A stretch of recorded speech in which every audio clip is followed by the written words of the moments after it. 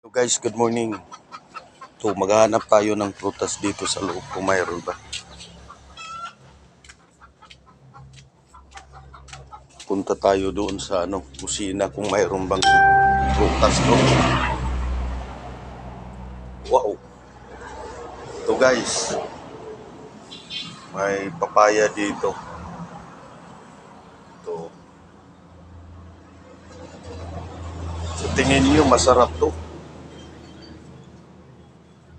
Tingnan natin yung papaya na walang ng balat. Andito na para ready to eat na siya. Ito guys. So masarap niyan. Sobrang tamis. Kain tayo. Sige na. Punta kayo dito para kumain tayo. Masarap yun, sobrang tamis na papaya.